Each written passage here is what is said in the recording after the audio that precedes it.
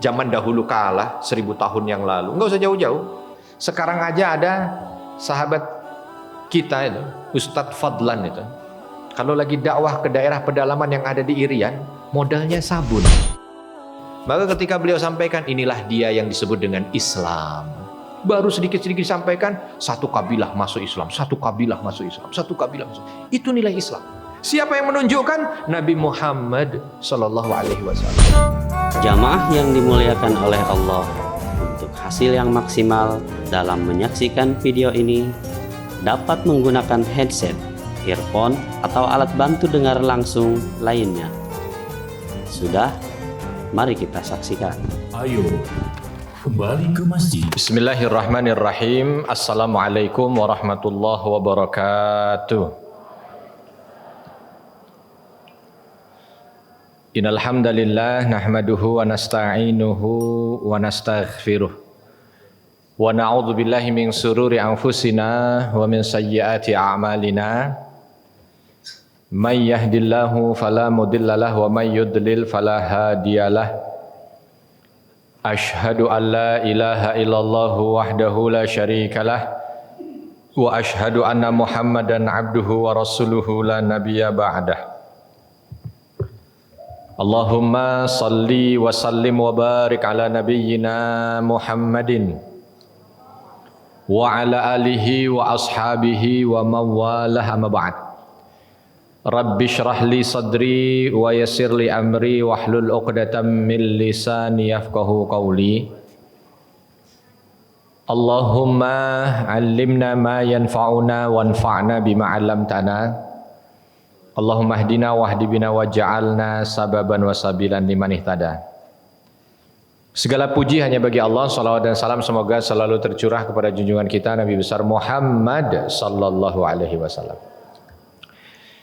Baik, Bapak dan Ibu sekalian yang dirahmati Allah, alhamdulillah kita sampai pada tanggal 17 Rabi' al-Awwal. Bertepatan dengan tanggal berapa sekarang? 24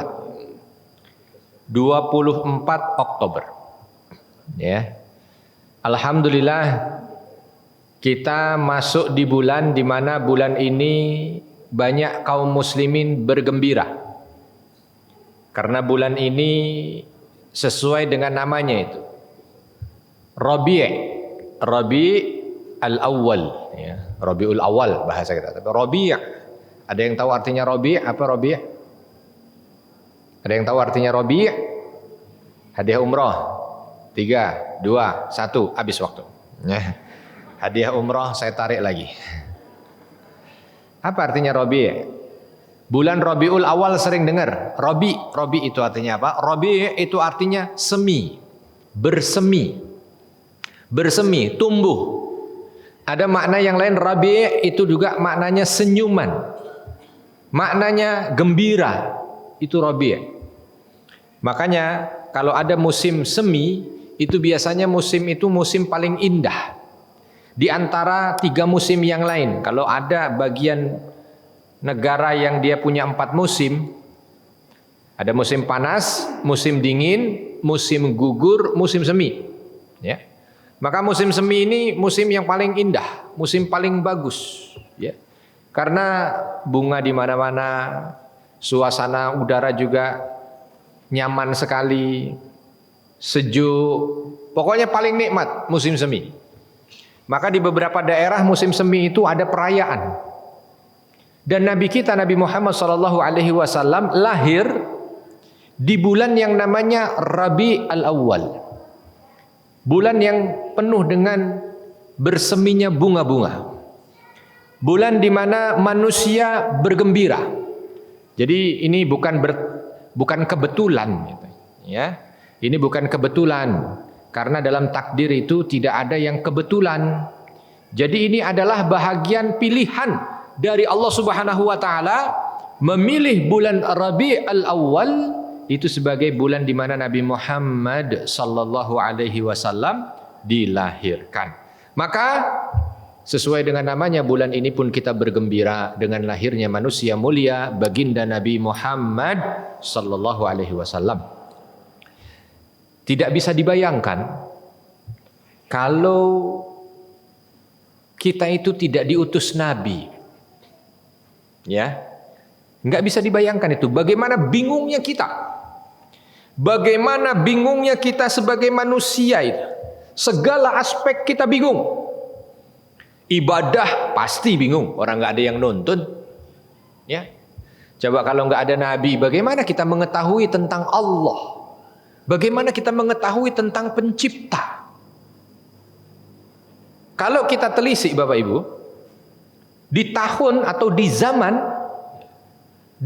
di mana Nabi Muhammad sallallahu alaihi wasallam dilahirkan, itu kondisi bumi itu sedang bingung-bingungnya.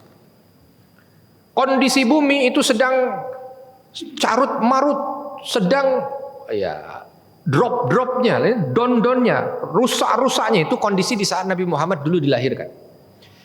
Ya, kondisi global seluruh dunia. Makanya kalau misalkan kita juga tahu kan, misal di saat ini ada bayi lahir sekarang gitu ya, ada bayi lahir sekarang.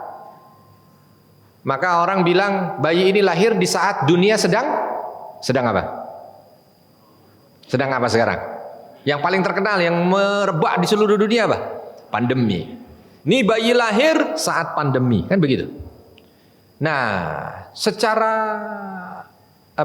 secara umum ya, singkat, karena kita nggak menjelaskan secara keseluruhan apa yang terjadi di Persia, apa yang terjadi di Romawi, apa yang terjadi di Yaman, apa yang terjadi di Habasyah, apa yang terjadi di China, apa yang terjadi. Semua belahan bumi, ketika kita lihat kajiannya, melihat bagaimana kondisi bumi kala itu, bumi ini maksudnya dunia, dari sisi ekonominya, dari sisi moralnya, dari sisi keadilan hukumnya, dari semua sudut itu sedang dalam kondisi drop. Dalam kondisi buruk, semuanya dalam kondisi buruk. Ekonomi buruk, ini buruk, semua buruk. Nabi lahir.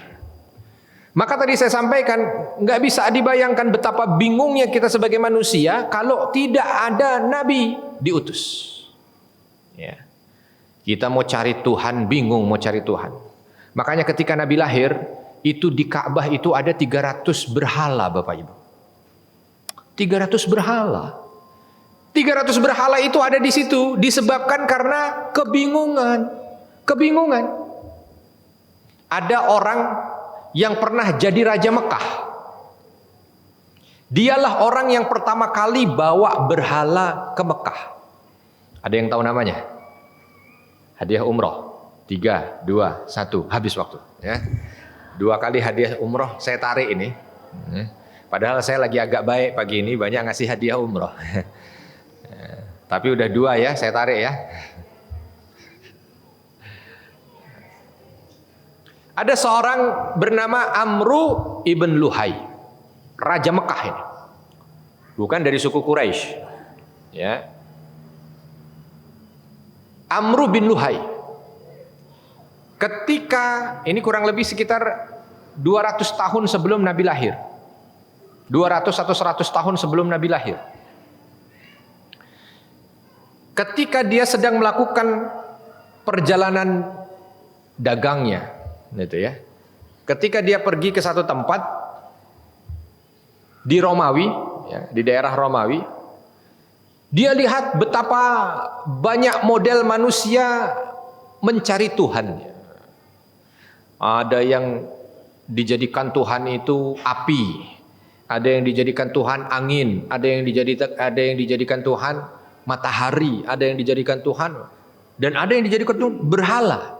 Nah, pas lagi dia di sana, itu lagi masa paceklik hebat melanda daerah Romawi. Ya. Paceklik berat. Romawi berarti yang dimaksud kalau udah setelah tahun 300 Masehi kurang lebih adalah Romawi Timur. Ketika datang ke sana dalam kondisi paceklik hebat, tuh semua orang manggil Tuhannya masing-masing. Yang Tuhannya matahari minta supaya ini, yang Tuhannya. Akhirnya datang fitnah dari Allah, ujian gitu ya. Fitnah itu ujian. Ketika ada seorang dari Yunani, dia bawa berhala besar, Lalu dia minta orang-orang yang ada di sekitarnya nyembah berhala itu. Begitu berhala itu disembah, langit hitam, turun hujan. Nah, inilah dia fitnah dan ujian ya. Maka semua orang lihat, wah. Baru melihat ke patungnya itu tadi, ke berhalanya itu tadi. Amr bin Luhai yang raja Mekah kala itu, dia merasa tertarik, hebat nih patung. Disembah, turun hujan. Kalau saya bawa ke Mekah, cocok. Karena di Mekah jarang hujan. Akhirnya dia coba dekati yang bawa patung itu tadi, orang yang berasal dari Yunani itu tadi. Lalu dia tanya, berapa kamu jual itu patung? Berapa kamu jual? Kamu jual berapapun saya beli, saya mau bawa ke tempat saya di Mekah. Kata yang punya patung, kalau yang gede ini enggak dijual. Karena kalau ini saya jual, orang di sini pasti akan marah semuanya.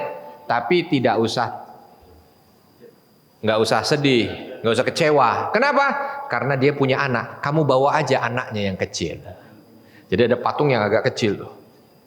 Kalau yang ini berapa nih yang anaknya? Yang anaknya ini nggak kalah sakti dan nggak perlu kamu bayar, gratis, bawa aja ke Mekah. Akhirnya dibawa patung itu yang bernama Hubal, dan itulah patung pertama kali yang dibawa masuk ke areal Ka'bah. Ya, mulai dari situ akhirnya semua orang bikin patung. Bingung, gimana ya? Rajanya datang, oh begitu cara nyembah Tuhan? Iya, oke. Kalau gitu semua bikin patung. Berkembang, akhirnya bikin patung karena bingung patungnya bagaimana yang dibikin. Akhirnya mereka membuat patung sesuai profesi. Yang profesinya tukang batu bikin patung dari batu. Yang profesinya tukang kayu bikin patung dari kayu. Yang profesinya jual roti bikin patung dari roti. Dan itu yang terjadi di rumah Umar bin Khattab radhiyallahu anhu. Karena Umar bin Khattab radhiyallahu anhu itu salah satu profesinya adalah jual roti. Jadi beliau bikin patung dari roti. Nah, saat Mekah itu sedang paceklik, ya, kesulitan makanan, kelaparan, sampai akhirnya kelaparan pun menyambangi rumahnya Umar bin Khattab kala itu. Bingung luar biasa, udah nggak tahan lagi lapar, udah berapa hari nggak makan. Sambil ngelihat patung yang terbuat dari roti itu, gemeter Umar bin Khattab. Jadi ngelihat Tuhannya gemetar.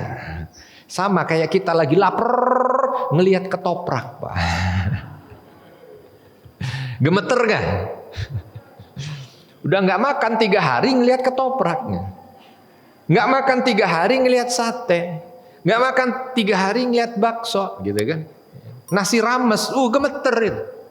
Duh gimana ini, Akhirnya karena nggak tahan itu tadi dia kalau mau makan ada yang protes. Minimal yang protes orang rumah. Di rumahnya ada istrinya, maka dia coba negosiasi sama istrinya. Dia panggil istrinya. Bu, apa? Lapar nggak? Lapar lah. Mau makan? Mau. Tapi gimana caranya? Udah, pejamkan matamu. Gimana pejamin mata? Udah pejamkan mata. Nanti ada makanan. Akhirnya istrinya nurut aja, menjem mata. Yang penting makan udah kalau begini nih. Istrinya menjem mata, diletakkan sesuatu di depannya. Umar bin Khattab bilang, di depanmu ada roti, makan. Dari mana roti? Makan. Makan. Selesai, dah. Boleh buka? Boleh. Buka mata. Begitu buka mata kaget. Karena apa? Separuh Tuhannya hilang sudah. Celaka engkau Umar, celaka. Kenapa Tuhan kita makan? Umar bilang, aku sudah izin dengannya. Nanti kalau sudah tidak lagi paceklik, aku akan buat bagian yang kita makan. Cerita itu, cerita ketika Umar sudah masuk ke dalam Islam di Madinah. Bahkan beberapa riwayat menyampaikan cerita ini diceritakan ketika beliau sudah menjadi khalifah. Tertawa beliau atas kebodohan yang pernah beliau lakukan di masa jahiliyah. Alangkah bodohnya saya dulu. Umar mengatakan begitu. Itu potret bagaimana kalau orang itu tidak diutus Nabi. Bingung. Nentukan Rabb bingung. Tuhan itu bagaimana bingung. Sehingga ya dibikin-bikin lah. Gak tahu bagaimana Tuhan. Akhirnya Nyi Roro Kidul dijadikan sesembahan. Ya. Nyi Roro Kidul tahu Pak? Apa Nyi Roro Kidul? Ya, Putri Duyung Laut Selatan ya. Padahal dalam hukum fikih itu semua apa yang ada di laut itu tahurun ma'uhu al-hillu maitatuhu. Semua yang ada di laut itu airnya itu suci mensucikan dan semuanya itu halal bangkainya. Termasuk Bapak Ibu kalau lagi jalan di Laut Selatan ketemu Nyi Roro Kidul disembelih dimakan halal. Kalau dia adalah sejenis penghuni laut gitu loh. Tapi itu tadi karena bingung mau bagaimana. Ya. Karena bingung mau bagaimana ini menentukan sesembahan, akhirnya ada pohon gede nggak mati-mati, itu yang disembah. Ya. Coba. Kalau kita tidak ada Nabi SAW, kita akan terjebak pada kebingungan itu. Belum lagi bingung bagaimana caranya ibadah. Sholat gimana, puasa gimana, zakat gimana, aduh nggak kebayang. Belum lagi kaitan dengan muamalah. Nggak tahu kalau makan tuh harus tangan kanan apa tangan kiri. Kalau mau masuk rumah itu harus kaki kanan apa kaki kiri. Ya. Bagaimana hubungan dengan tetangga, bagaimana nggak tahu sama sekali sudah. Tapi begitu Nabi SAW lahir, Nabi diutus, baru dunia ini serasa begitu nyaman untuk dilalui. Karena tidak ada lagi kebingungan pada jiwa seorang muslim. Makanya disampaikan ketika Nabi datang menyampaikan syariat ini, maka seolah bumi ini lailuha kanahariha. Malamnya itu seperti siang. Saking betapa mudahnya kita menapakinya. Ketika bicara tentang Rabb semesta alam, kita faham. Ketika berbicara bagaimana cara menyembahnya, kita tahu. Ketika berbicara bagaimana bermuamalah, kita diajarkan. Sampai cara mandi pun kita diajarkan. Cara buang air kecil pun kita diajarkan. Kenapa? Karena memang agama ini datang untuk mengentaskan segala kebingungan.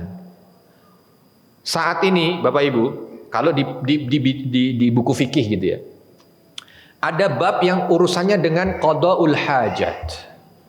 Bab toharoh itu ada yang urusannya dengan tata cara buang air kecil, buang air besar.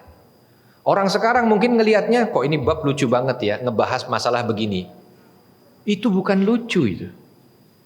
Itu adalah nilai di mana Islam menunjukkan tingginya peradaban.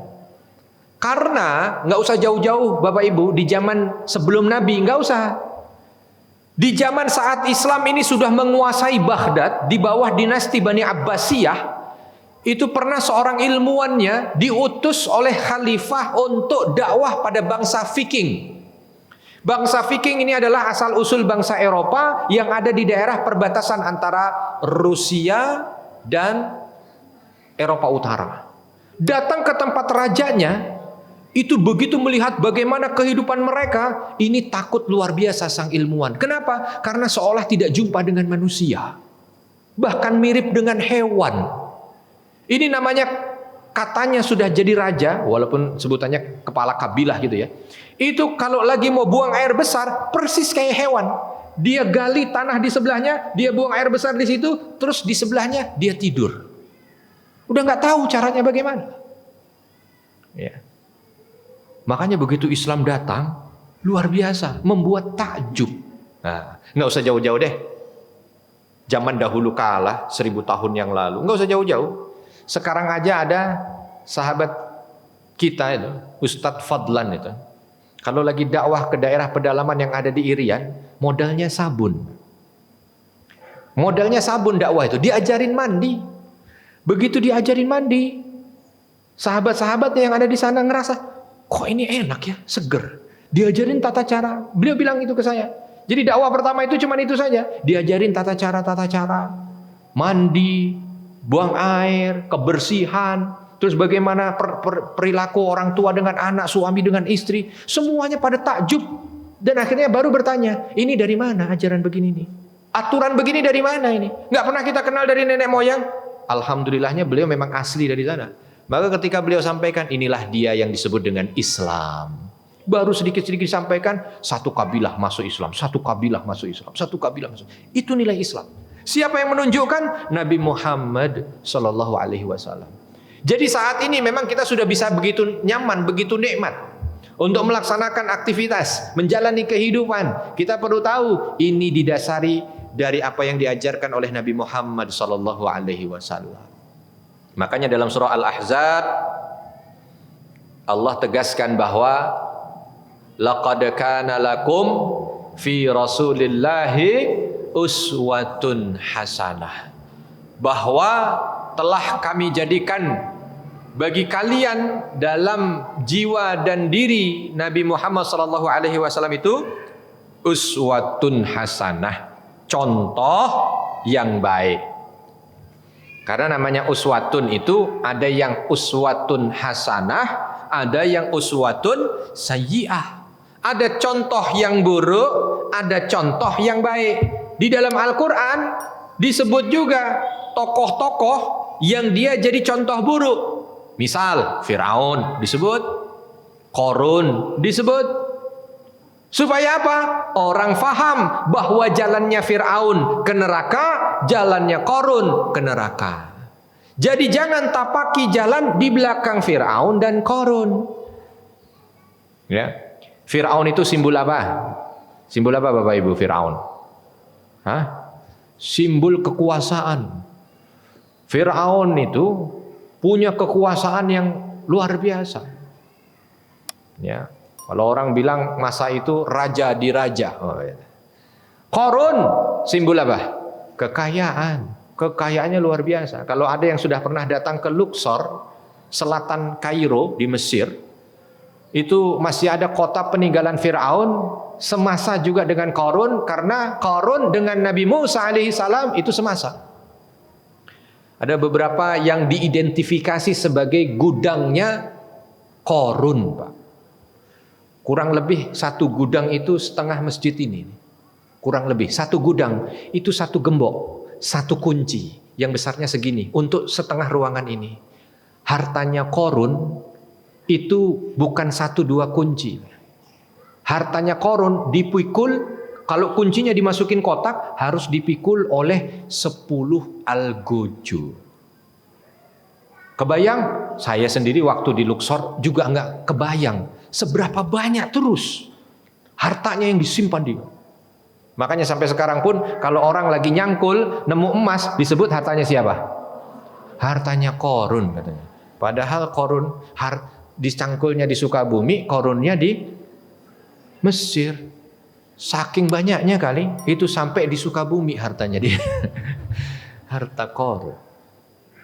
Ada contoh itu, contoh buruk supaya nggak ikut. Makanya orang sekaya apapun nggak mau disebut Qarun.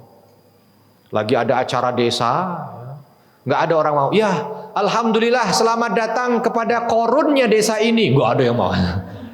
Disebut Qarunnya desa ini marah, balik badan dia nggak mau datang. Ketika ditanya kenapa Pak marah, Qarun kan kaya Pak. Qarun kekayaannya nggak kehitung itu saking banyaknya. Kenapa Bapak marah? Bapak kan orang kaya. Iya kaya, tapi dia durhaka. Kan begitu.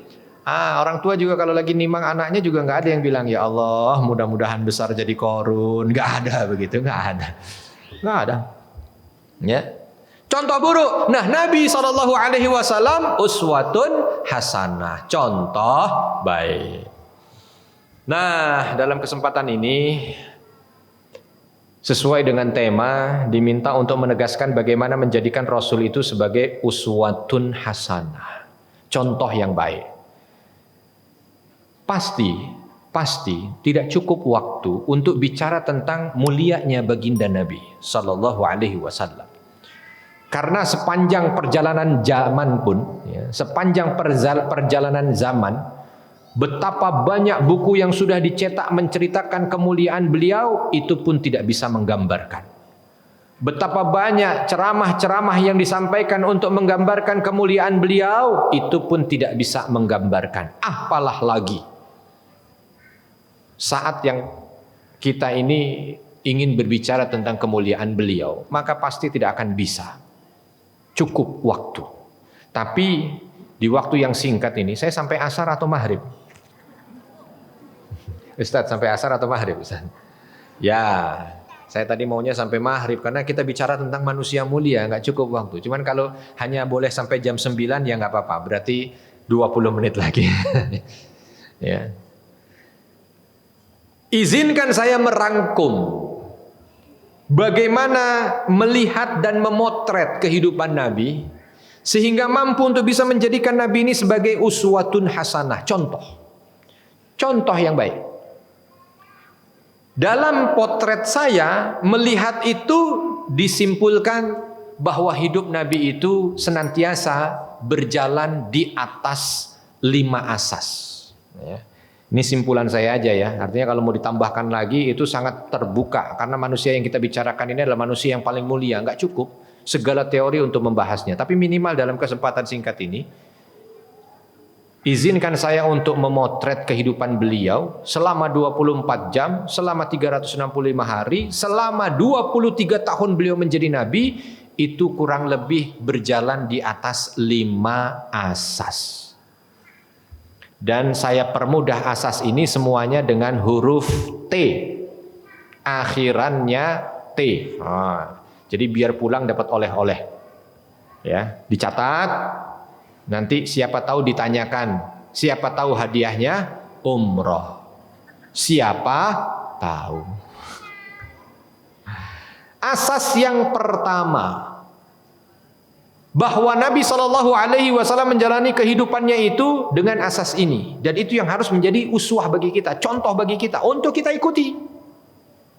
Jangan untuk diceritakan semata, untuk kita ikuti, untuk kita tapaki, untuk kita contoh dan teladani. Asas pertamanya, asas taat. Ya, asas pertama adalah asas taat. Bagaimana Nabi SAW menjalani segala aktivitas hidupnya itu dengan ketaatan.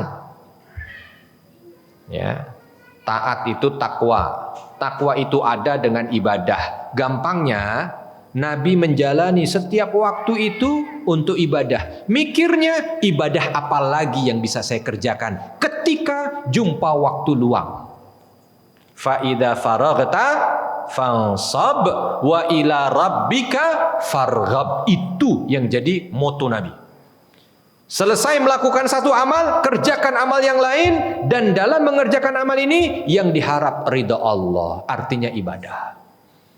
Makanya nggak ada dalam kitab hadis manapun menceritakan bahwa Nabi itu kalau lagi lengang mancing, itu nggak ada. Wah, ada Nabi mancing, nggak ada.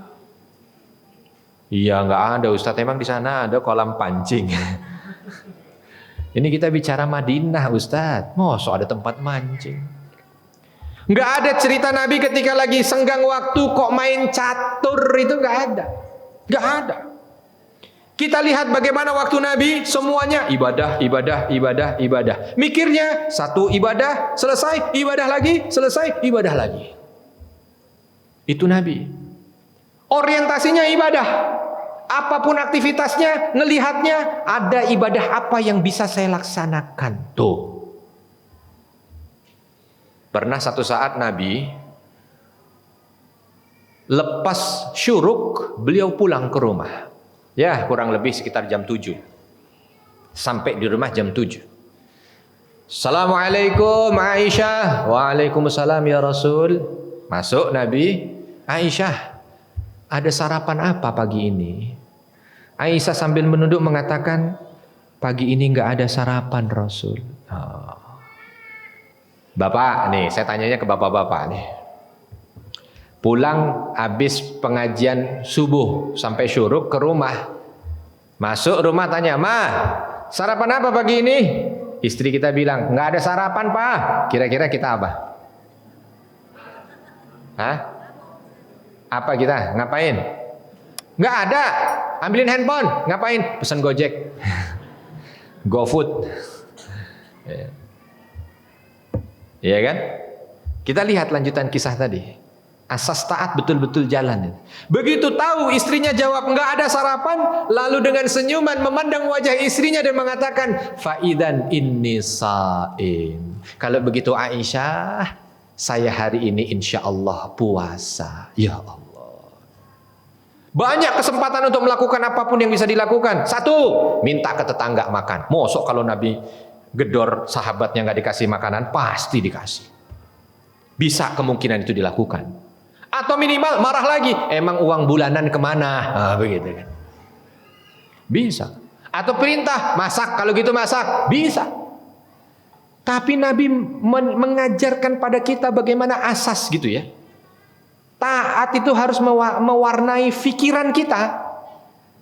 Ini mana yang bisa kita manfaatkan untuk ketaatan. Mikirnya gitu dulu.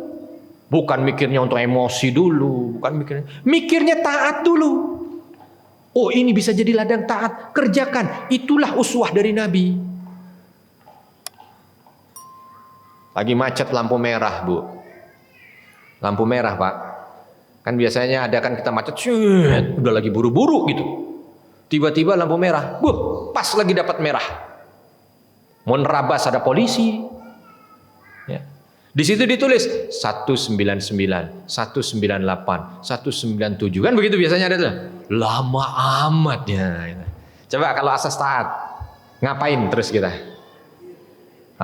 Itu Bapak udah asas taat. 199 astagfirullah, astagfirullah, astagfirullah, astagfirullah. Tuh. Nunggu dapat 200 kali istighfar.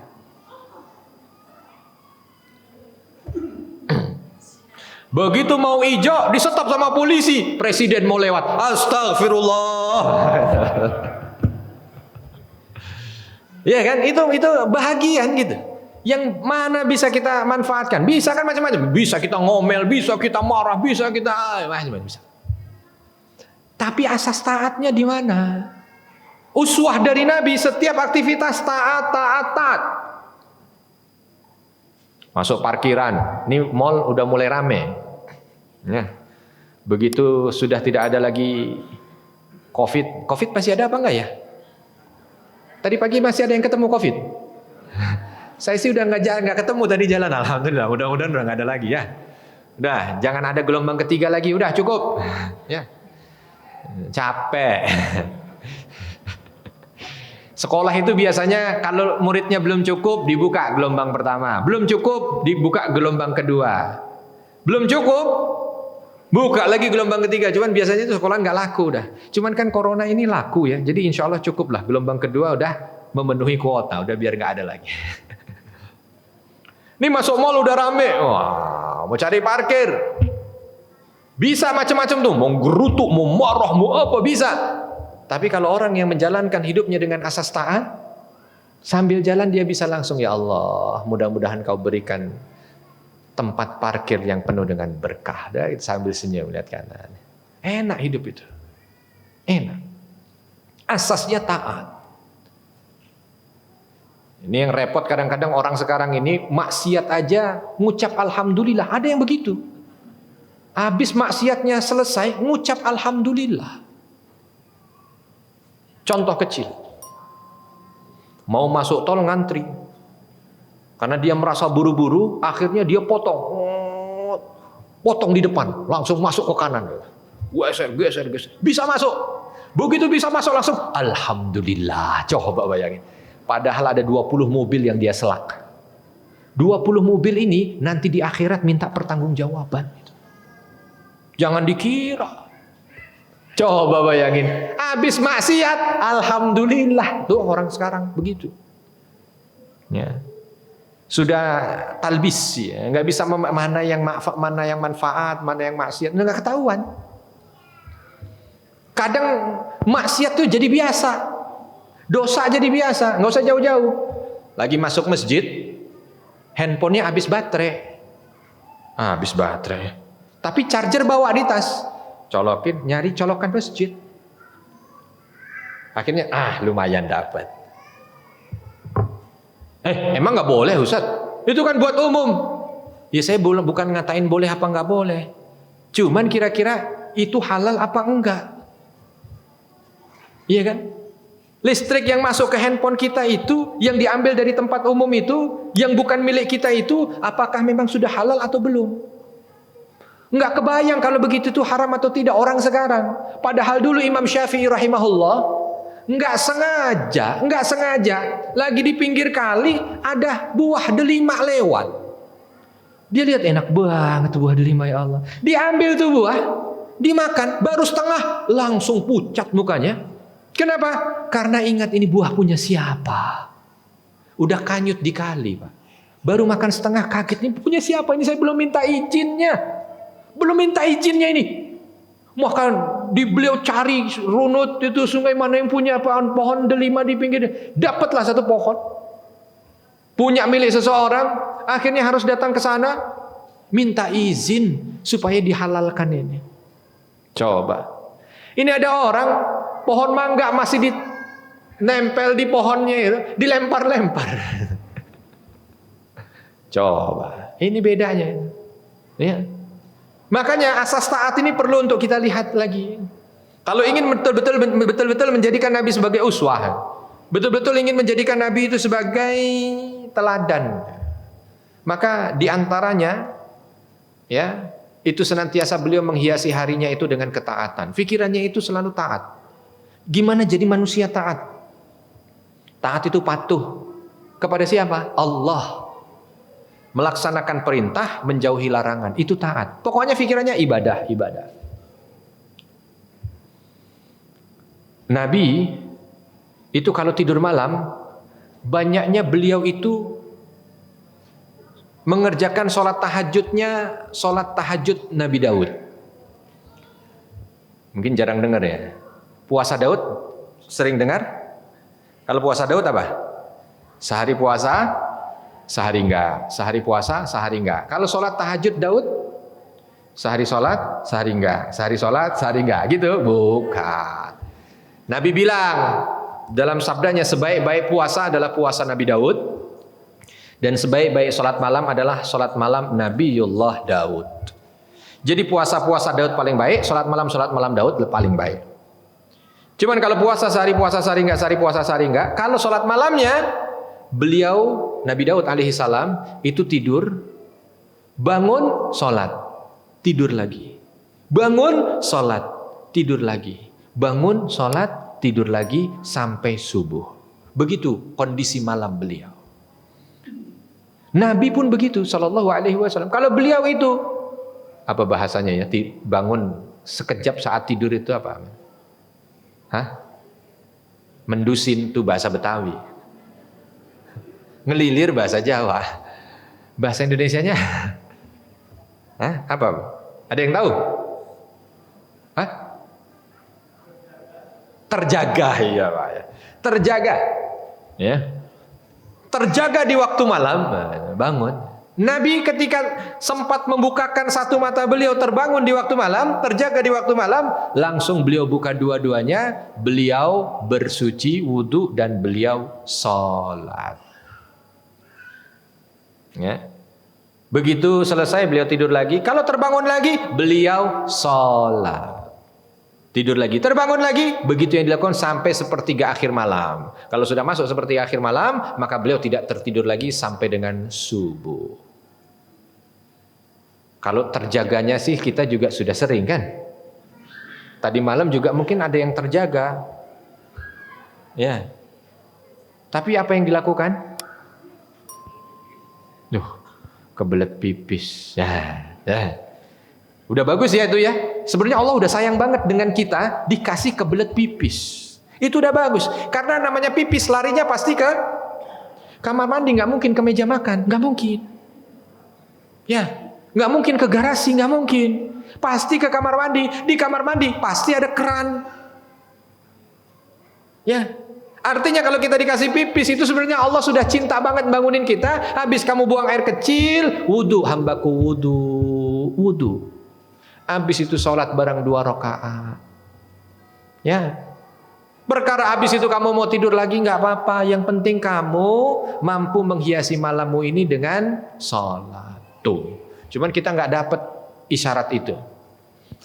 Karena ada yang tanya, kenapa ya saya sudah sebulan ini tiap malam pengen bangun pipis tiap malam. Tuh, dikira sakit misal contoh. Padahal bisa jadi itu Allah lagi cinta sama dia. Pengen banget hambanya ini menghadap kepada Rabbnya, menghadap kepadanya itu dalam kondisi sholat di malam hari. Tapi kadang-kadang isyarat ini nggak mampu untuk dicerna. Sebab apa? Karena kadang-kadang kita tidak menaruh asas taat dalam hidup ini. Ibu-ibu contoh, hari libur saat nggak pengajian jam segini nih, jam 9. Udah selesai beres-beres, sudah selesai apa tidur duduk di sofa ruang tamu, ruang tengah, ruang santai, ruang keluarga. Di atas meja ada mushaf, Al-Quran, ada handphone, ada remote. Yang dipegang kira-kira apa? Al-Quran, Masya Allah. Yang lain. Begitu Al-Quran kayaknya tempatnya bukan di sini nih, balikin lagi gitu. Ternyata dipegang Al-Quran untuk dikembalikan ke tempatnya. Di sini asas taat itu diuji. Nah, kalau memang betul-betul kita bicara kami cinta Rasul, kami cinta Nabi, kami ingin mengikut sunnahnya, ini dilakukan, asasnya asas taat. Kita asas taat atau tidak?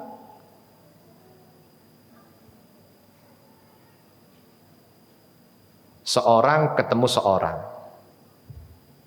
Jadi berapa orang? 2 orang. Ketemu seorang lagi. Jadi berapa? 3 orang. Ketemu tuh. Ngobrol. Ternyata dalam objek ngobrolnya ada seseorang yang diomongin. Pas kebetulan lagi jelek dia. Jadilah majelis itu majelis gibah. Yang sering ngerumpi bapak-bapak apa ibu-ibu? Yang sering ngerumpi bapak-bapak apa ibu-ibu? Jawabnya sambil kayaknya nggak taat begitu. Enggak. Bapak-bapak ibu. Nggak apa-apa bu. Ya. Lagi ngobrol ada orang yang ini. Nah ini diuji. Kalau ada yang nggak ini, kok ternyata yang jadi bahan gunjingan itu digunjingin sampai kemana-mana jadi gibahan, masalah. Tapi kalau orang yang asasnya taat begitu tahu nggak tetangga kita? Emang kenapa? Kemarin mau diomongin nih, udah kalau gitu kita rubah, jangan omongin dia, kita doain dia. Tuh, ada sesuatu yang mungkin kurang bagus, dia nggak buru-buru ngomongin, dia langsung buru-buru nyampaikan itu kepada Robnya dulu. Dia doain, ya Allah, Pak Lurah hamba ini ya Allah, selama jadi lurah agak sedikit zalim. Mohon maaf, di sini ada lurah nggak? Nggak ada kan? Aman. Hasilnya juga belum terlalu bagus ya Allah. Tapi mau tambah periode lagi. Dah gitu loh. Doakan jangan diomongin ya Allah. Tuh. Besok kalau Pak Lurah ini jadi bagus, coba siapa yang berharga? Siapa yang beruntung? Kita selaku warganya. Tapi kadang-kadang kita nggak mendahulukan yang baik-baik ini, yang diomongin gibahnya aja. Sehingga akhirnya gibahnya takutnya malah justru menjadi nyata, itu masalah. Ini asas taat harus dikedepankan. Asas ibadah harus dikedepankan, karena itulah yang ada pada baginda Nabi Muhammad SAW. Waduh, udah hampir jam 9. Masih ada 4 asas lagi. Ya. Baik, asas yang kedua. Asas manfaat. Asas manfaat. T juga ya. Ini T-nya itu maksudnya bukan di awal, T-nya di akhir. Asas taat, yang kedua asas manfaat. Ya. Min husni islamil mar'i, dalam sabda Nabi, tarkuhu ma la ya'ni. Di antara tanda baiknya Islam seseorang itu dilihat dari perilakunya dengan meninggalkan yang tidak penting. Makanya dalam hidup Nabi, kalau kita lihat semuanya, itu asas yang beliau lakukan dalam perilaku dan kegiatannya, asasnya manfaat. Manfaatnya nih, kalau nggak manfaat, beliau nggak kerjakan. Kalau manfaat, beliau jalankan. Di antaranya, contoh dari ribuan contoh hidup baginda Nabi Muhammad SAW.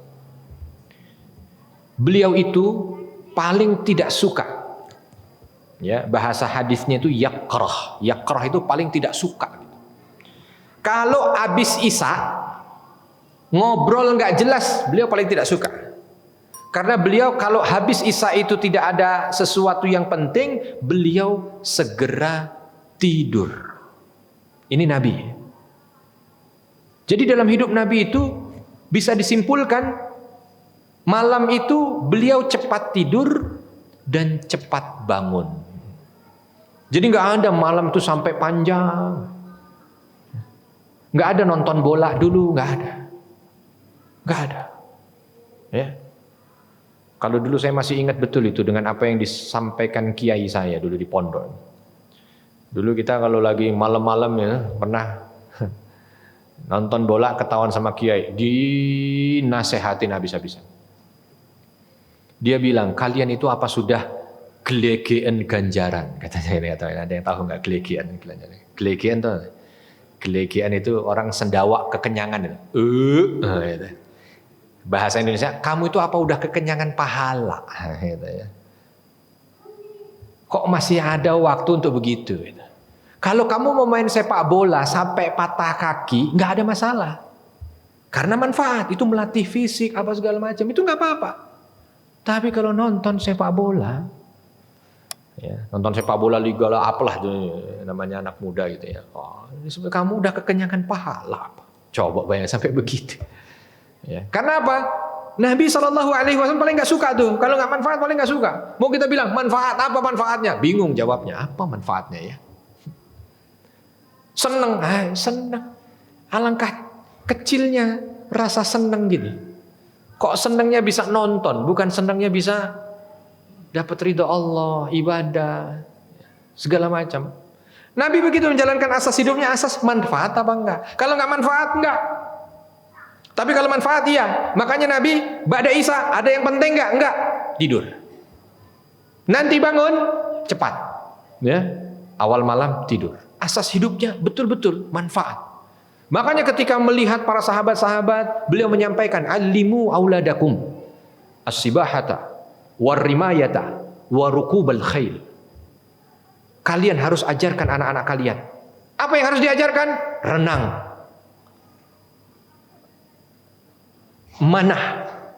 Berkuda. Gak ada Nabi sabdanya, ajarkan anak kalian game online. Gak ada. Ya zaman dulu gak ada game online Ustaz. Ya betul. Tetapi permainan-permainan yang mirip game online dari zaman dulu udah ada. Azlam. Ya ngundi pakai panah yang gak jelas. Main apa? Ada zaman Nabi. Ada.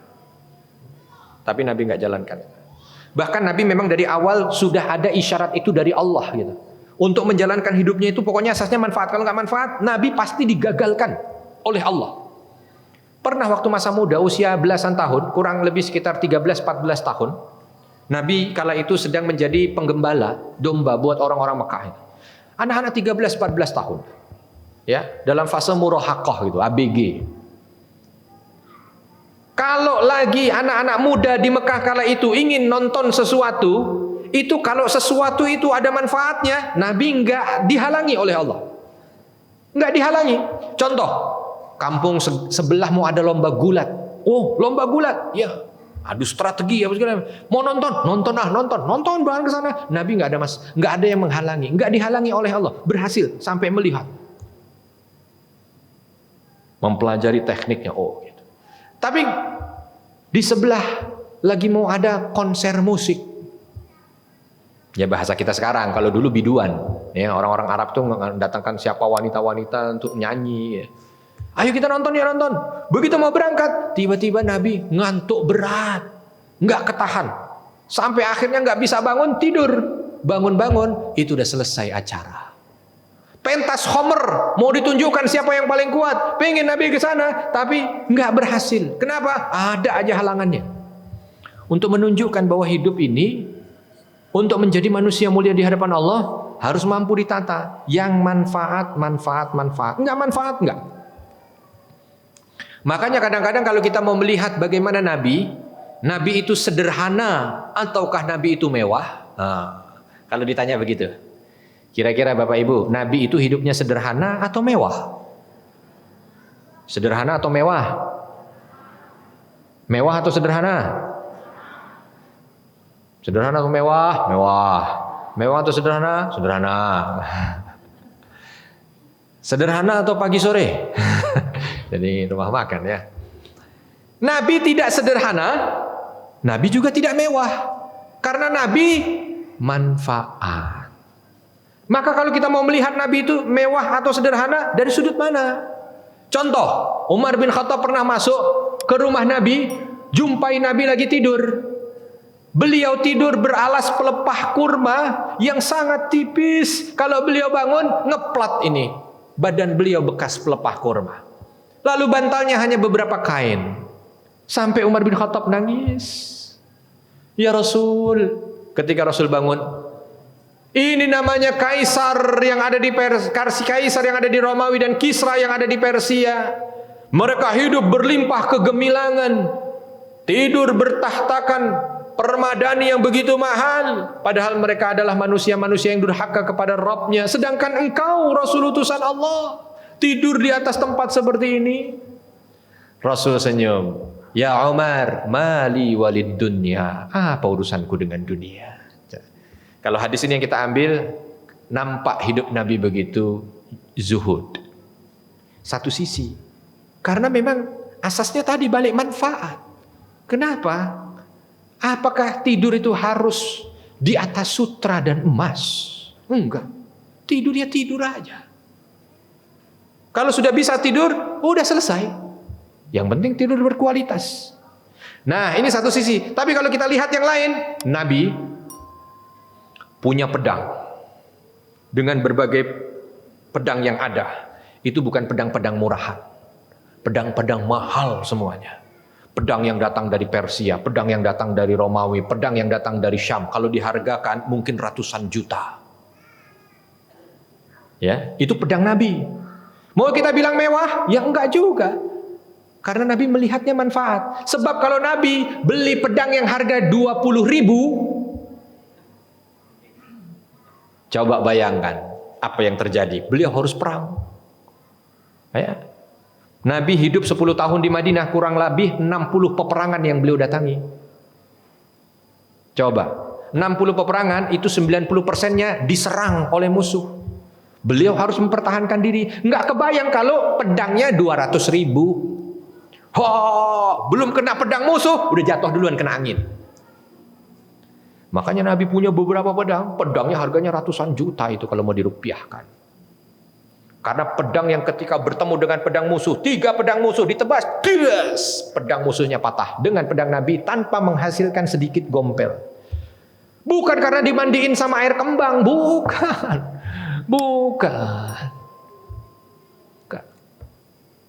Ya. Karena memang punya kualitas. Makanya asasnya manfaat. Ya kalau manfaat mau mahal, memang itulah dia. Kebutuhan. Ontaknya Nabi, kudanya Nabi. Oh, Nabi punya kuda. Bukan cuma satu, beberapa. Dan itu harganya mahal-mahal. Ya. Kuda-kuda Arab yang memang tangguh untuk menempuh padang pasir. Kuda perang. Coba kalau Nabi belinya yang murah-murah aja lah. Kuda apa? Kuda yang biasa kalau lagi ada di taman hari-hari libur begini yang dinaikin anak-anak dituntun gitu. Ini murah itu kuda, itu murah itu. Kalau dipakai sama Nabi buat perang, baru digenjot sedikit aja, stroke kudanya. Belum melihat musuh bawa pedang, stres dia. Nah, memang kuda lain-lain. Ini kuda perang yang harganya bukan murah. Baju besi Nabi bajunya mahal. Sampai ketika baju besi itu digadaikan, ya, itu bisa dapat uang banyak sekali untuk kehidupan Nabi. Nah, karena mahal bajunya. Lalu apa kita bilang hidup Nabi sederhana? Enggak. Buktinya ini luar biasa punya nilai. Apakah ini hidup mewah? Enggak juga. Kenapa? Asas hidup Nabi, asasnya manfaat. Jadi hidup kita juga begitu. Kita lihat. Kalau ternyata dalam hidup ini ada sesuatu yang dibutuhkan untuk sederhana, sederhanalah kalau itu lebih manfaat. Ya namanya sendal jepit itu ya sendal jepit lah. Jangan sampai kok sendal jepit harganya 21 juta. Ada jamaah saya itu, lagi saya bawa ke Madinah, masuk Masjid Nabawi. Biasa aja, biasa kita kan di sana ada rak-rak, yang penting ingat aja nomor raknya itu. Atau kita sholat di sebelah situ, taruh aja sendal di situ, udah selesai. Ada jamaah yang saya tegur, Pak, sendalnya nggak usah taruh di depan-depan begini, Pak. Mah, taruh aja di situ tuh, lebih aman. Jangan Ustadz, ini sendal harganya 17,5 juta. Oh, saya lihat sendal 17,5 juta, bisa jalan lebih cepat, apa bisa terbang? Apa bisa apa? Ya. Sendal jepit, bukan sepatu, bukan apa. Sepatu mungkin yang anti peluru ya nggak apa-apa lah. Pakai itu juga apa zikirnya bisa lebih panjang? Enggak juga. Ya. Tapi kalau yang lain silakan. Saya punya komputer, ini harga ratusan juta Ustaz. Ya nggak apa-apa kalau itu mah. Kenapa? Produktif. Punya kendaraan. Kenapa? Karena mampu untuk bisa menghantarkan saya kemana-kemana dengan nyaman. Ya silakan aja. Tapi kalau hal-hal yang nggak harus begitu, maka kita harus pandai untuk melihat mana yang harus sederhana, mana yang harus mewah. Yang penting asasnya manfaat. Dan kita nggak usah ngomongin orang. Ngelihat orang, itu berlebih-lebihan. Begitu aja, sampai segitunya. Ini biasanya orang yang nggak punya duit. Ya. Atau juga yang punya duit nggak usah ngomongin. Kok begitu sih? Kayaknya kok kayak nggak ini banget. Nah gitu. Nggak usah. Emang mampunya dia begitu ya sudah saling menghormati aja. Yang penting semua asasnya manfaat. Itu karena asas dalam hidup Nabi manfaat. Maka yang harus kita jadikan sebagai uswatun hasanah di kemanfaatan. Yang penting manfaat. Punya rumah kok terlalu berlebihan. Tingkat sampai 7. Bisa iya, bisa tidak. Kalau ternyata tingkat 7 itu dia hanya tinggal di tingkat pertama, tingkat kedua sampai 3, tingkat kedua sampai 7 mungkin untuk asrama santri, untuk yatim piatu, untuk karyawan, untuk semuanya bebas bisa. Itu lain. Ya. Lain. Artinya semua dilihat dari asas manfaat, ya. Asasnya bukan sekedar pandangan mata, tapi asasnya manfaat. Asas yang ketiga, T juga lagi. Asas ngat.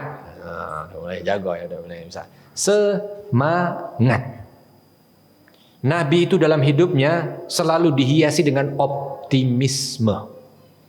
Nabi dalam hidupnya itu selalu dihiasi dengan husnuzon dengan Allah. Gak pernah ada pesimis dalam hidup, gak pernah. Gak pernah ada putus asa dalam hidup, gak pernah. Oleh karena itu kalau mau cari Nabi mengeluh dalam hidup, itu gak jumpa. Padahal hidup Nabi bukan hidup yang gak pernah dapat ujian dari Allah. Penuh ujiannya, penuh. Bayangkan bagaimana gak penuh. Beliau belum lahir aja, ayahnya sudah meninggal. Itu beliau belum lahir. Baru usia 6 tahun, ibunya meninggal. Lengkap sudah itu, yatim piatu sempurna. 8 tahun, kakeknya meninggal. Hidup dengan pamannya yang secara harta tidak cukup. Ya. Terus, begitu diutus menjadi nabi, ditekan, dizalimi oleh kaumnya, bahkan sampai diusir dari kampungnya. Pokoknya segala macam. Tapi untuk lihat bagaimana Nabi pernah mengeluh dalam hidup, atas takdir apa yang Allah berikan, tidak pernah jumpa. Karena dalam kamus hidup Nabi yang menghiasi adalah optimisme, semangat. Banyak sekali, ribuan kasus. Kalau mau bicara tentang optimisme Nabi, ya, ada satu kitab, ya, judul aslinya lupa saya, ya, lupa. Tapi intinya kalau diterjemahkan, kisah-kisah optimisme sang Nabi. Bahasanya bahasa Arab, buku aslinya. Itu dalam bahasa Arabnya aja 4 jilid, Pak. 4 jilid. Lumayan, 4 jilid tebelnya segini-segini lah. 4 jilid. Cuman kisah tentang momen-momen Nabi itu punya optimisme di saat terjepit. Ribuan kisah diketengahkan di sana. Coba bayangkan.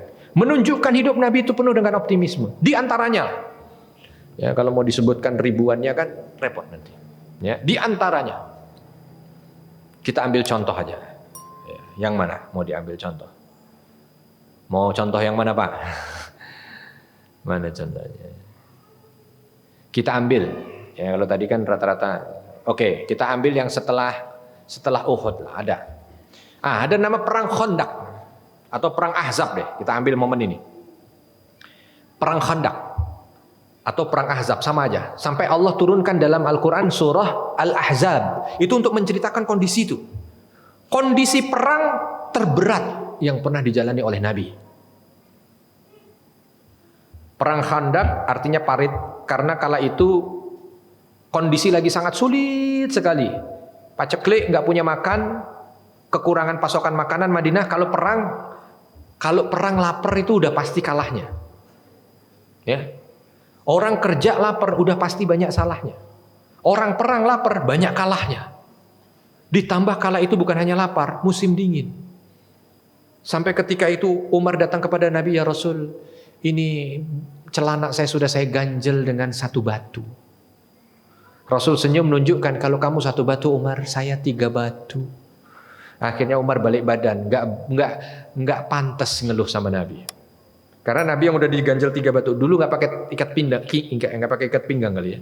Jadi pakainya batu. Lu kalau udah ini pakainya batu supaya nggak melorot ini celana gitu. Coba bayangkan itu. Ya, sampai sebegitunya perut mengecil, saking laparnya. Musuh jumlahnya paling besar, makanya disebut perangnya Al-Ahzab. Al-Ahzab itu artinya sekutu. Baru di momen itulah para musuh Islam gabung jadi satu. Yang Quraisy, kafir Quraisy, yang Yahudi, yang munafik, ya, orang-orang yang nggak suka, pagan segala macam, bahkan dapat kiriman dari Romawi dan Persia untuk ngancurin Nabi dan kaum muslimin, kumpul semuanya kekuatan itu. Yang semua orang mengira selesai Islam kala itu. Berat. Lalu ketika Nabi sedang berpikir keras bagaimana caranya menyelamatkan Islam dan Madinah, datang Salman. Rasul, izin bertanya. Silahkan wahai sahabatku. Untuk strategi perang, apakah engkau menanti wahyu? Lalu Rasul menjawab dengan cepat, tidak. Strategi perang tidak ada wahyu dari Allah. Semua ikhtiar dari kita. Lalu Salman mengatakan, izinkan aku usul kalau begitu. Dulu di tempatku sana di Persia, kalau ada momen model begini susah kami untuk menghadapi musuh karena keterbatasan kami dan tidak mungkin kami melawan dia dengan perang terbuka. Maka antara dua, kami bangun benteng atau kami gali parit. Untuk kasus saat ini Rasul, tidak mungkin kita gali benteng, tidak mungkin kita bangun benteng. Dari mana batu kita dapat? Yang mungkin kita gali parit. Sebelum musuh datang, kita gali parit. Akhirnya disetujui dengan gerak cepat. Karena Madinah itu setengahnya dilindungi gunung, ya, di bagian selatan. Setengahnya dilindungi tempat kosong. Maka di tempat kosong itulah akhirnya digali parit. Lumayan, belasan kilometer. Ada kurang lebih sekitar 19 kilometer digali parit. 19 kilometer, dalamnya 7 meter. Panjangnya itu sekitar 9 atau 11 meter. Supaya kalau kuda nggak bisa loncat. Orang juga nggak bisa meloncat. Ya, jadi dibikin.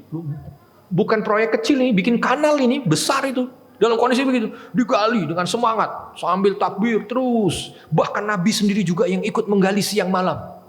Sampai pada momen ada batu besar. Begitu mau dipecahkan nggak bisa. Undang sahabat lain nggak bisa. Undang sahabat lain. Sampai Umar bin Khattab juga begitu mukul nggak bisa. Nggak hancur, saking kerasnya batu. Datang semua ngadu kepada Nabi. Rasul, di titik itu ada batu yang kami ketika pukul sudah tidak bisa lagi pecah. Nah, kondisi biasanya orang kalau lagi lapar tuh emosional naik apa turun? Bapak-bapak sebagai pimpinan ngasih tugas, anak buah nggak bisa, datang lapor, kita lagi lapar, lagi capek, ngelapor, nggak bisa. Kira-kira kita marah apa senyum?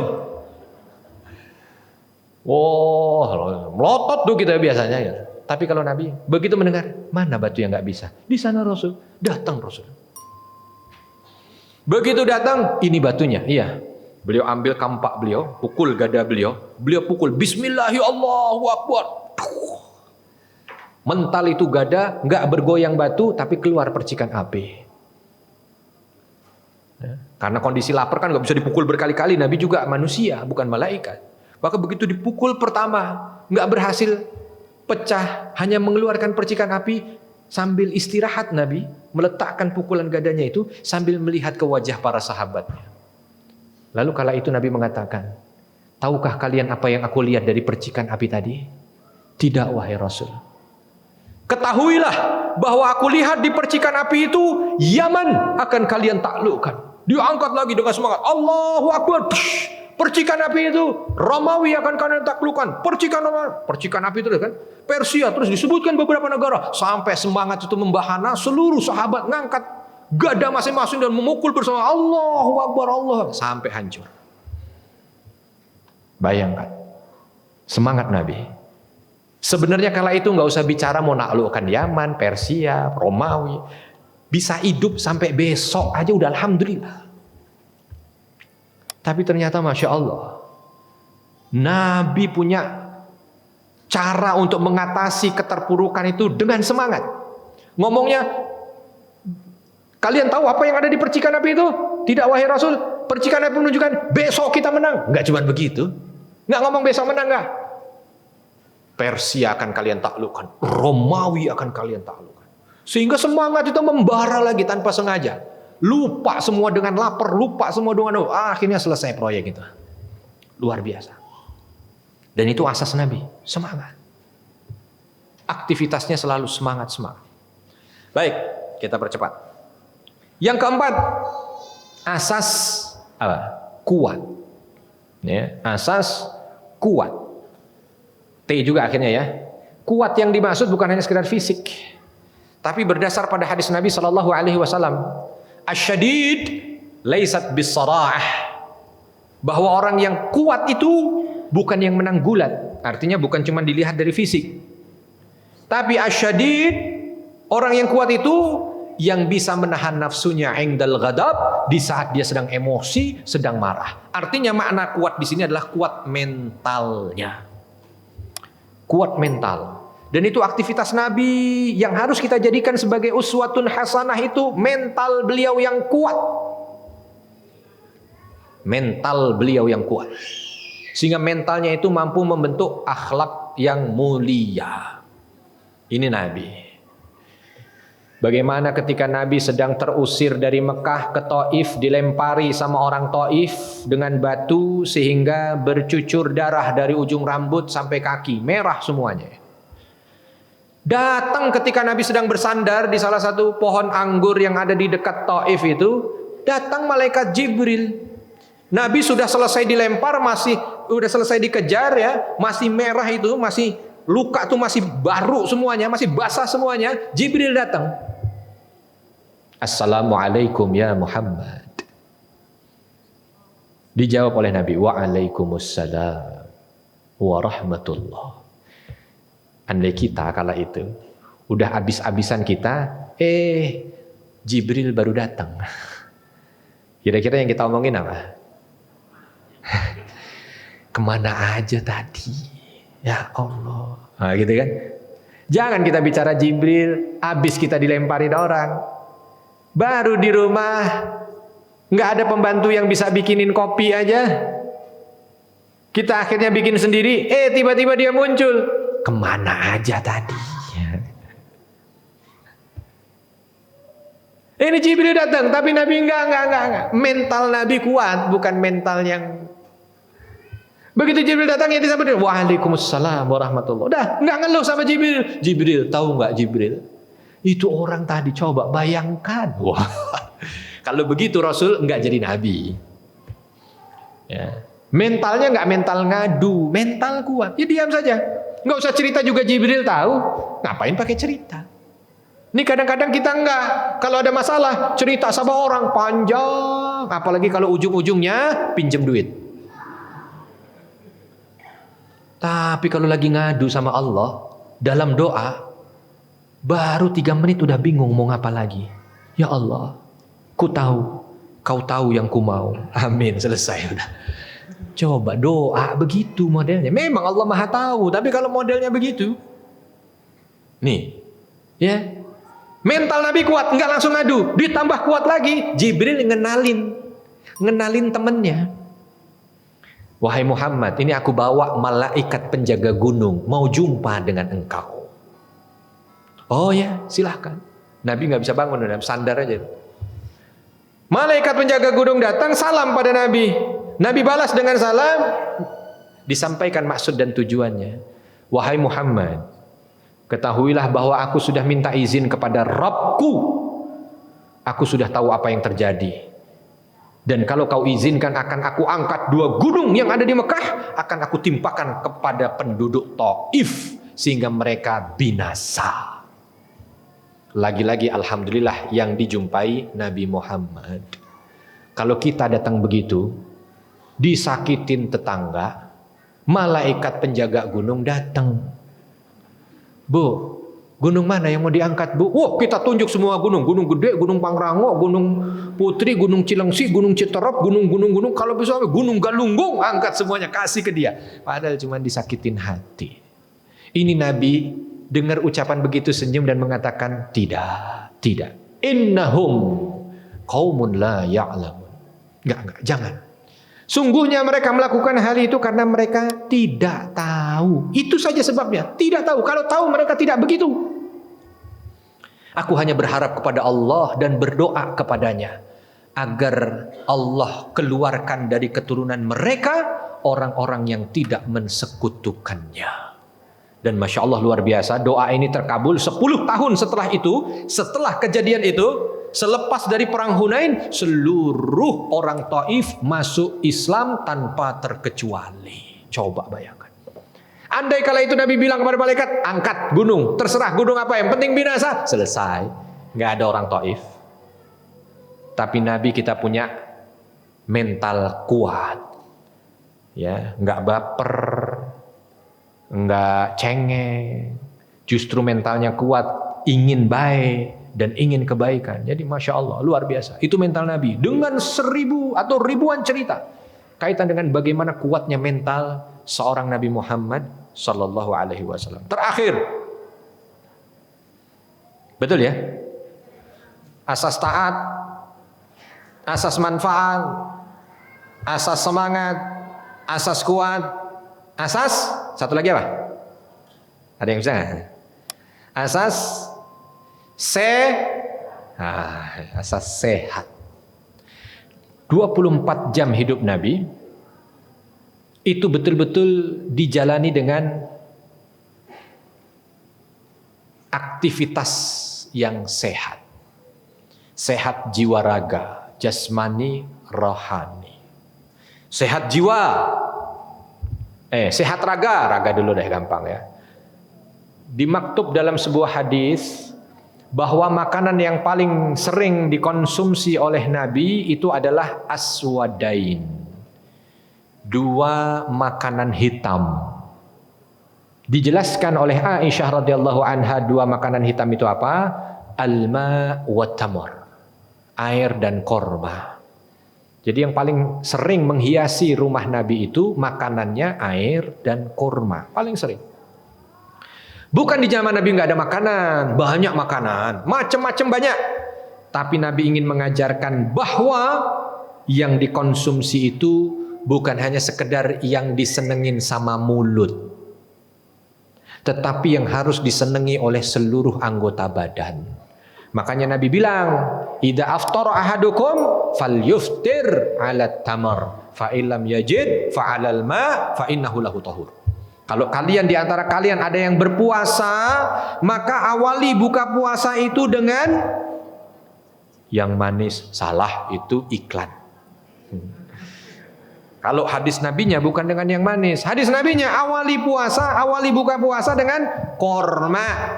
Kalau nggak ada korma, air putih. Kenapa sih Rasul harus itu? Fa innahu lahu tahur, karena dia membersihkan tubuh. Ini kita Allahu Akbar, yang dimakan pertama kali ngeletus cabe.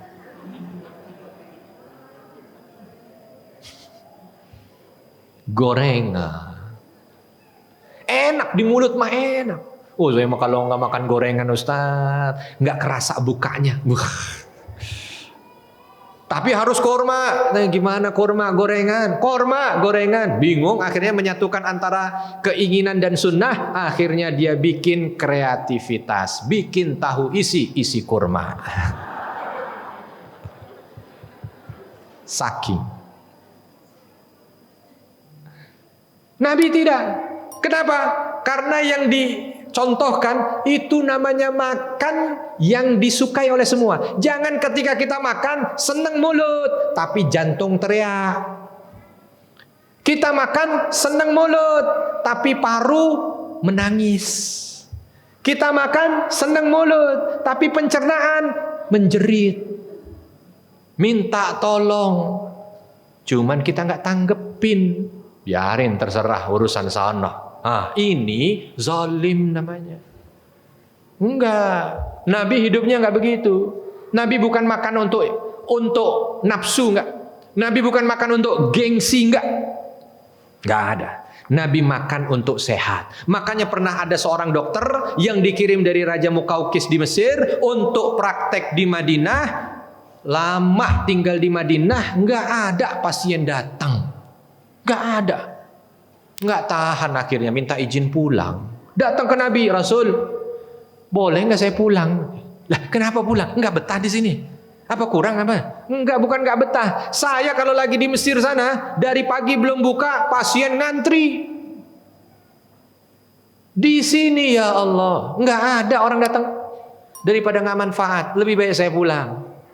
Akhirnya diizinkan oleh Nabi, ya mau pulang. Boleh, silakan pulang. Sebelum pulang ini dokter tanya, boleh enggak tanya resep? Apa yang membuat orang di sini kok nggak ada yang sakit, beda dengan yang di sana? Disebut oleh Nabi beberapa. Di antaranya Nabi mengatakan, nahnu qaumun. Kami ini kaum. Kami ini satu kaum. La na'kul hatta najo'. Kami ini tidak makan sebelum kami lapar. Dan kami berhenti makan sebelum kami kenyang. Itu budaya sehat. Kalau nggak lapar, nggak makan.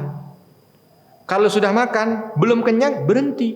Kita enggak, belum lapar, udah makan. Kalau makan sampai semuanya mau dimakan. Pantas enggak sehat. Wajar kalau di atas 50, akhirnya Allah banyak berikan kelebihan pada dirinya. Kelebihan kolesterol, kelebihan gula. Kelebihan sih memang kelebihan, tapi negatif. Itu. Ya. Budaya sehat, makanya Nabi kok paling sering puasa dalam sebulan tuh sangat sering puasa, lebih banyak puasanya mungkin Senin Kemisnya aja udah 8. 3 hari tengah bulan aja udah 11. Belum kalau model yang kayak tadi pulang nggak ada sarapan beliau puasa, bisa lebih dari 15. Kenapa? Sehat. Sumu tasihhu. Puasa kamu sehat. Budayanya budaya sehat. Sehat untuk jasmaninya. Selalu begitu. Nggak dikonsumsi kecuali yang sehat. Kita kadang-kadang yang penting enak aja makan. Ada pengawet makan. Ada perasa makan. Ada ini makan. Maka wajar sulit nanti tubuh ini. Ya. Beda dengan orang yang makannya itu sesuai dengan kebutuhan. Kadang-kadang yang justru sesuai dengan kebutuhan itu orang-orang yang ada di desa. Makanya kadang-kadang kalau jumpa orang di desa usia 80, usia 90 itu masih kuat. Saya punya nenek usia 98 tahun. 2 tahun lagi 100 tahun genap. 5 tahun yang lalu, berarti kalau 5 tahun yang lalu usia berapa ya? 93. Saya ajak umroh, namanya tawaf sama sa'i, itu yang muda kalah larinya. Enggak pakai naik kursi roda. Selesai tahallul itu semua pada enggak. Itu casingnya aja 90 tahun. Apa udah ganti mesin? Ya memang begitulah. Memang kalau dilihat dari makan biasa ya. Itu satu, sehat jasmani. Yang kedua, sehat rohani. Jaga hati. Jaga hati untuk tetap sehat. Karena apa? Kadang-kadang hati ini udah makannya sehat, hatinya nggak dijaga sehat, akhirnya merongrong kesehatan. Yang nggak bikin sehat itu SMS gitu. Seneng melihat orang susah, susah melihat orang senang. Nah, tetangga masuk rumah baru, dia masuk rumah sakit. Tetangga naik jabatan, dia naik tensi.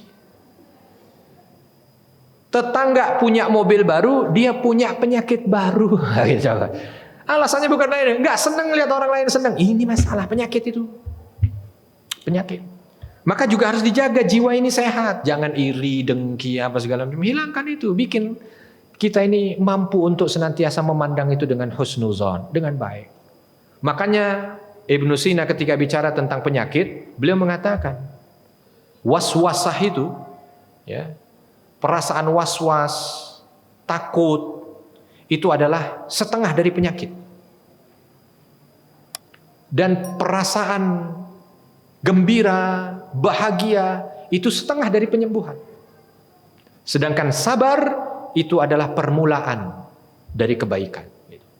Jadi kita ternyata perasaan mempengaruhi dari segi kesehatan. Maka prinsip sehat itu harus. Makanya Rasul kalau lagi datang, lalu Rasul jumpa ada orang yang ngomongin orang lain, Rasul tutup kuping.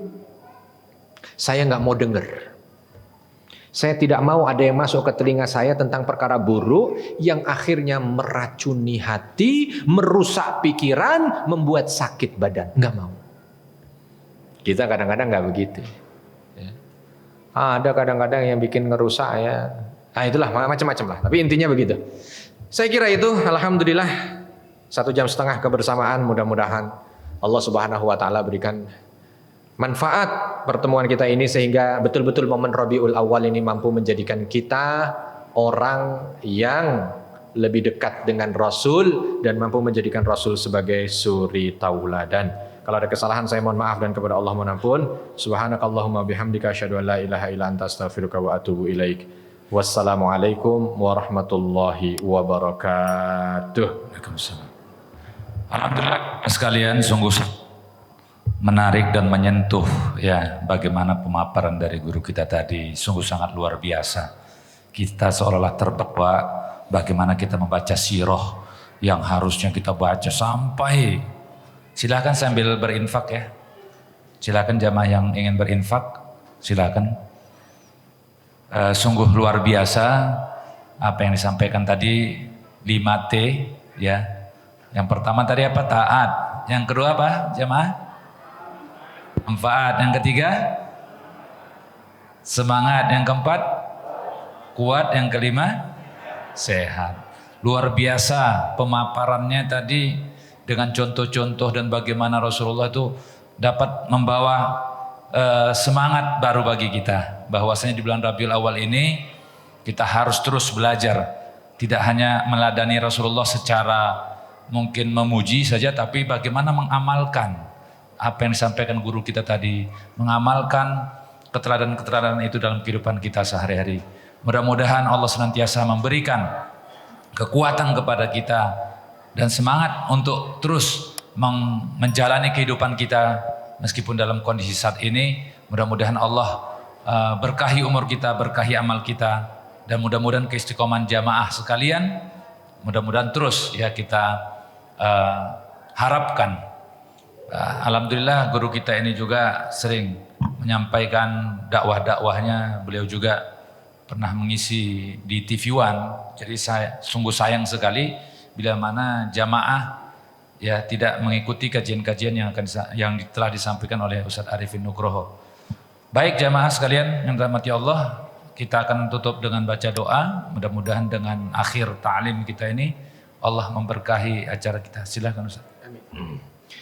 Baik, jazakumullahu khairan katsira. Mudah-mudahan ta'lim kita ini adalah ta'lim yang bisa kita banggakan di hadapan Allah Subhanahu wa taala.